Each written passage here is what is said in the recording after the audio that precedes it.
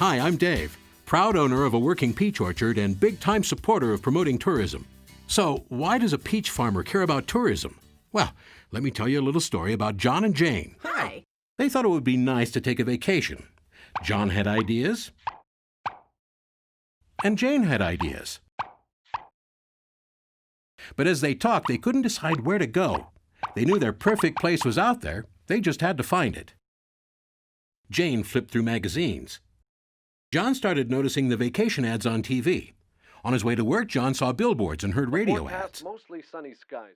And once he got there, he talked to his friends about where they spent their vacations. Jane did some research on the internet, visiting different websites to see which places had what they were looking for. After seeing all their options, John and Jane came to the same conclusion. We found the perfect place. They were so excited, they started to plan their trip right away. After booking their flights, John was eager to line up some things to do in the perfect place. So he visited the Perfect Place's website, watched a video, checked out the hotels, bought tickets to a ball game, and signed up for the Perfect Place's e-newsletter especially for visitors. John also downloaded the Perfect Place's smartphone app so he could get information on the go. Jane liked the Perfect Place's Facebook page and followed the Perfect Place on Twitter so she could get updates, ideas, and special deals. Jane also called the toll-free number and spoke to a nice lady who told her everything she needed to know about the Perfect Place. Jane also got the visitor's guide, which helped her learn what theater productions were in town, where to eat, and other things to do in the Perfect Place. So, John and Jane had explored their options, booked their travel, and planned their vacation. They packed their bags and off they went. End of story, right? Actually, this is where the real story begins, because what do you think John and Jane do when they get to the perfect place? Guess what? They spend their money.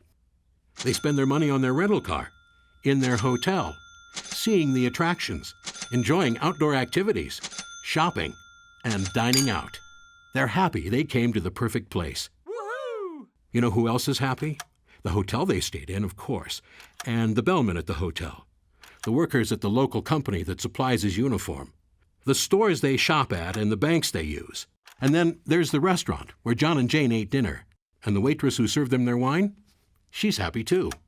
So's the local vineyard that grew the grapes that made the wine, the people who bottled it, and the drivers who brought it into town, and the peach farmer who supplied the peaches for the cobbler that the waitress served John and Jane for dessert. That's why someone like me cares about tourism in somewhere like the perfect place. Yes, I'm a farmer, but I'm also a businessman, and I can draw a lot of conclusions from that story. I bet you can too. Tourism creates jobs. It brings in spending. And tourists pay taxes, which means locals pay less. But tourism is competitive, and without the marketing engine that drives it, people like John and Jane will take their money to some other destination where it'll benefit some other local economy. Let's make sure our local economy grows. Let's feed it, nurture it, help it along so it becomes strong, healthy, and delicious.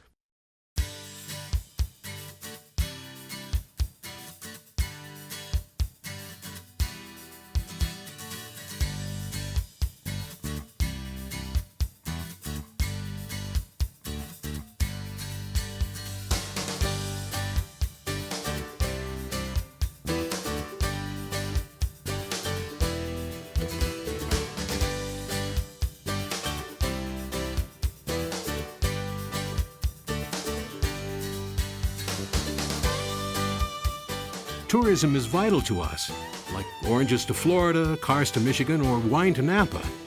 Without marketing funding, many visitors will find the perfect place somewhere else. Tourism pays for everyone.